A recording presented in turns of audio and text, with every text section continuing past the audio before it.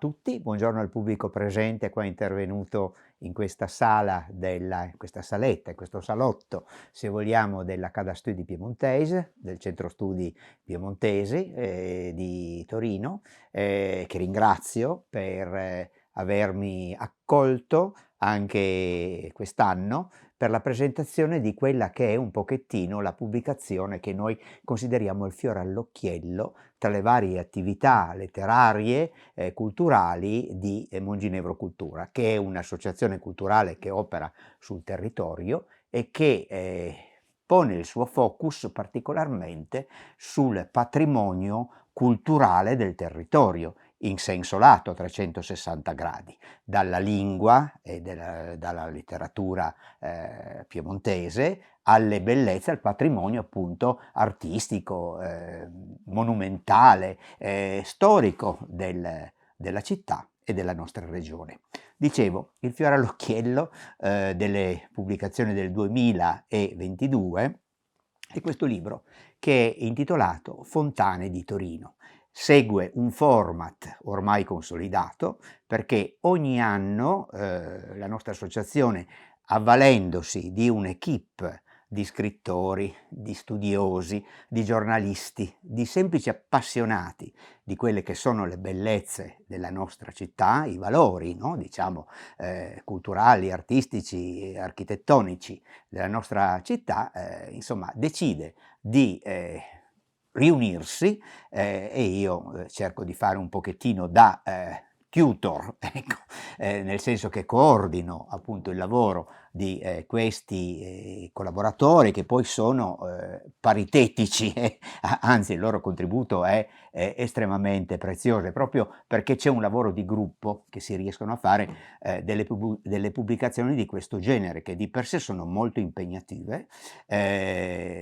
Abbiamo una tempistica di circa un anno e proprio perché si lavora in gruppo riusciamo a realizzare libri come questi. Lo scorso anno avevamo pubblicato un libro analogo, diciamo come impostazione grafica, come stile, è un format vero e proprio ormai, questi libri 21x21, tutti a colori, anche piuttosto, come dire, appetibili dal punto di vista estetico. Lo scorso anno il tema era quello dei giardini, negli anni precedenti ci siamo occupati delle chiese di Torino e così via andando a ritroso. Un'altra caratteristica di queste strenne natalizie che poi rappresentano un valore che insomma documentale, infatti nell'intenzione è proprio quello di fornire in primis ai torinesi che spesso sottovalutano, trascurano le bellezze che hanno sotto gli occhi, che magari vedono ma non osservano, ma anche proprio per i turisti. Ecco, quindi questo è anche un po' la nostra finalità.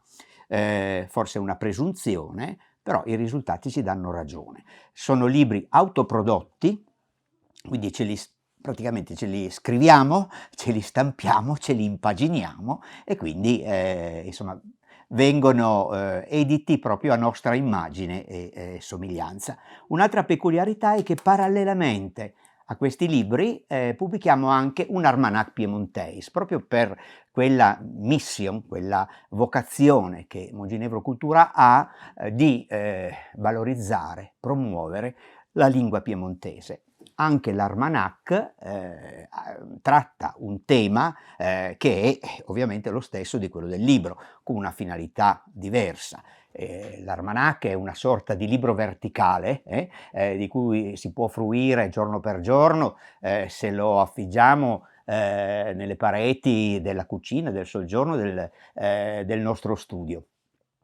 Però è un Almanach da collezione, perché oltre a fungere da Almanach, cioè da calendario, e fornire tutta una serie di informazioni tipica degli almanacchi, insomma, quindi funge anche da lunario, dà tantissime informazioni anche per quanto riguarda i proverbi, i santi patroni e così via.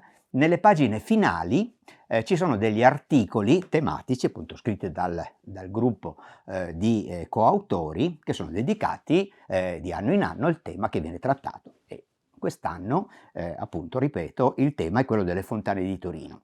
Sono articoli bilingui, quindi diventa anche uno strumento per chi è appassionato della cultura e della lingua del territorio per approfondire, perlomeno rispolverare magari quei termini, quella parlata che sicuramente in famiglia aveva sentito insomma, risuonare nelle pareti domestiche. Parlando di questo libro, è un libro anche fotografico, oltre ad essere un libro che fornisce delle notizie storiche, delle curiosità, delle peculiarità, delle spigolature, la storia delle singole fontane, vengono considerate non soltanto le fontane monumentali, di cui Torino ha esemplari particolarmente significativi, ma anche quelle che sono distribuite nelle periferie. Ci sono anche purtroppo tante fontane che sono state abbandonate e quindi per mancanza di fondi si è trascurata la manutenzione e quindi ci si trova con delle fontane asciutte che sono insomma rappresentano uno spettacolo non molto confortante e quando appunto si trascura la manutenzione delle fontane diventa poi difficile ripristinarle perché un conto è effettuare una manutenzione costante, ordinaria, e un conto è fare poi degli interventi straordinari che comportano degli esborsi finanziari notevoli.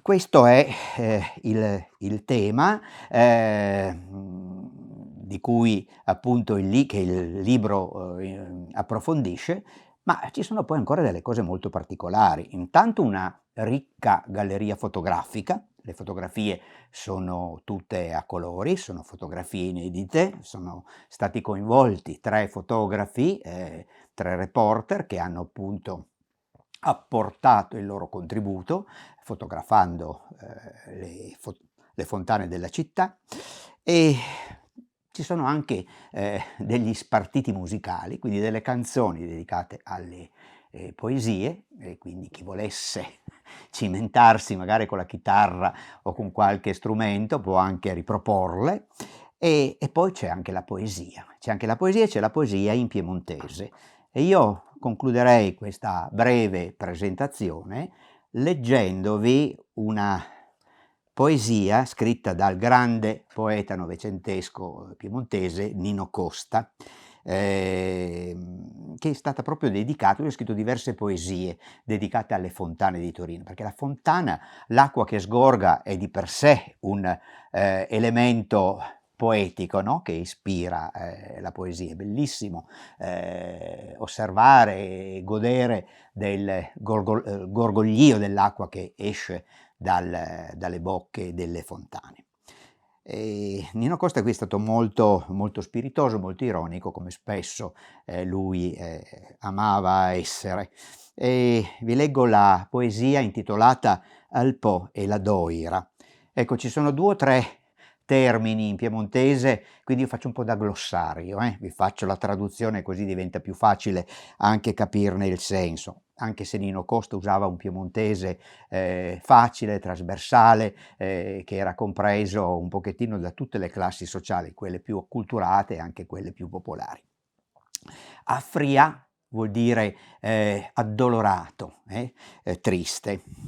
Aigreva vuol dire gli pesa, anche moralmente, non soltanto in senso fisico. I lavatori sono le vasche, i lavatoi in cui le massai una volta lavavano i panni. Murtori è il luogo, insomma il mortorio, no? Dove purtroppo vengono esposte le persone che sono trapassate. La lessia è il bucato. Al Po e la Doira. Al Po e la Doira, oppure Adamo ed Eva, un patanù, ma l'altra desvestia, chiel all'ampessa un man la faccia fria e a svet che l'aria della piassetta greva.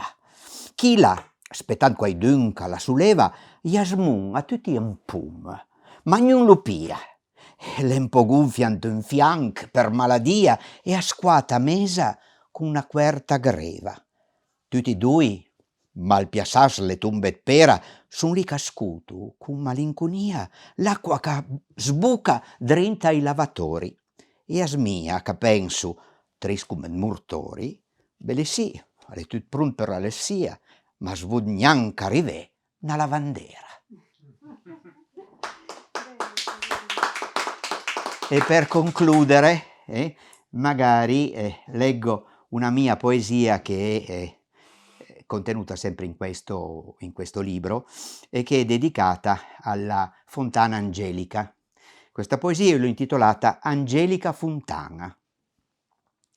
I pugnet sono i polsi, i frisson sono i brividi, il gargui è il gorgoglio dell'acqua che sgorga dalle fontane, può essere anche il cinguettio degli uccelli.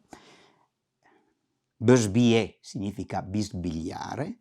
Le raisure, è una radura, quindi uno spazio verde in un bosco, eccetera. Sklint significa cristallino, proprio trasparente come è oggi il cielo dopo la nevicata di stamattina. Ciusiunè significa sussurrare. La stissa è facile, sono le gocce.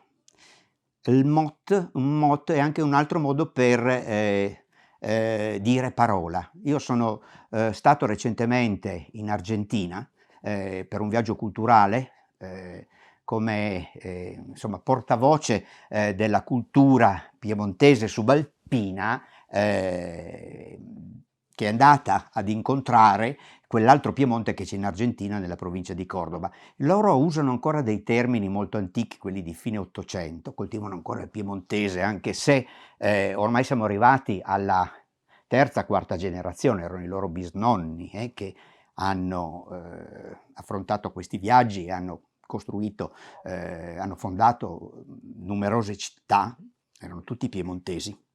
Ad esempio la parola mot come parola loro lo usano ancora adesso. E poi lo sghicc è il getto d'acqua.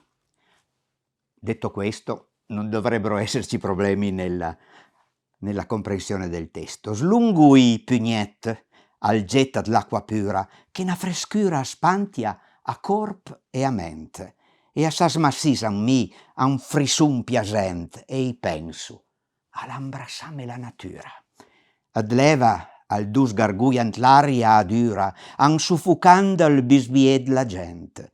Dle macchine, pinen l'arbumb assent, ma smia desse sul antra una raisura, sfrisada leva, sclinta, d'anturent. Ciusiunga m'incastissa per min mot aquatic, e brillant, e trasparent. La piazza adesse all'emprà e pi splendrient la sghicz che munta su menzavelot e alle per mi, e alle per me pensé, cuna d'argent. C'è anche il piemontese in questo libro, ma non solo. Grazie per l'ascolto.